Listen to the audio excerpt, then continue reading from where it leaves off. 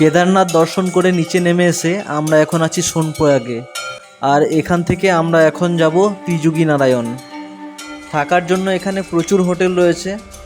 তাছাড়াও এখানে রয়েছে বিশাল পার্কিং এরিয়া, এখানে আপনারা সব ধরনের গাড়ি পার্কিং করতে পারবেন। এটা হচ্ছে বাইক পার্কিং এরিয়া, আপনারা দেখেই বুঝতে পারছেন এখানে একসাথে কত বাইক রাখা যাবে, তাই পার্কিং নিয়ে আপনাদের এখানে কোনো চিন্তা করার কারণ নেই। ত্রিযুগী নারায়ণ যাওয়ার জন্য এই হচ্ছে আমাদের গাড়ি, যাওয়া আসা মিলে 100-200 টাকা ভাড়া।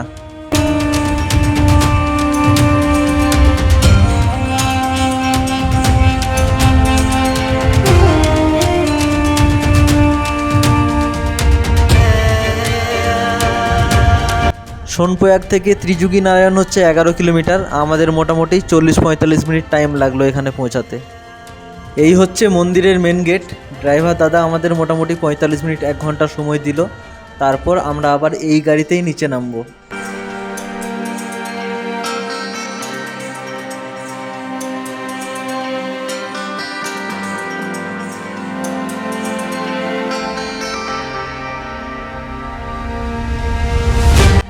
রাস্তার দুপাশে ফুলমালা সহ পুজোর সমস্ত উপকরণ আপনারা পেয়ে যাবেন।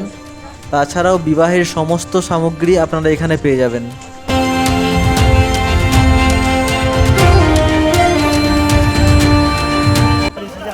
আজ 21শে মে আর সময় এখন 10টা 40। আমরা আছি হর পার্বতীর যেখানে বিয়ে হয়েছিল, অর্থাৎ ত্রিযোগী নারায়ণে।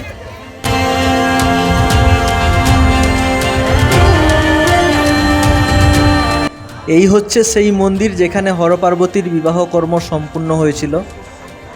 বিয়েতে ভগবান বিষ্ণু পার্বতীর ভাইয়ের ভূমিকা পালন করেছিলেন এবং পুরোহিতের ভূমিকা পালন করেছিলেন ভগবান ব্রহ্মা। অনেকেই এই মন্দিরে নিজেদের বিবাহ কর্ম সম্পন্ন করে থাকেন।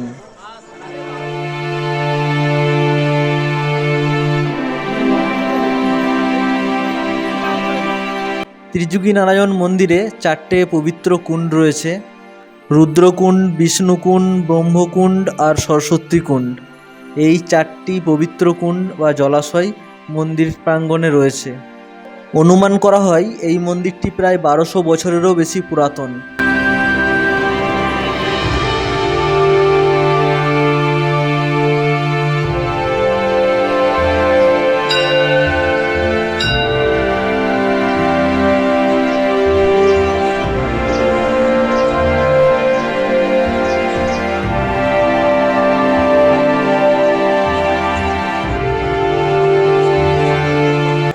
আপনারা দেখতে পাচ্ছেন মন্দিরের বিভিন্ন জায়গায় এখন বিবাহ কর্ম সম্পন্ন করা হচ্ছে।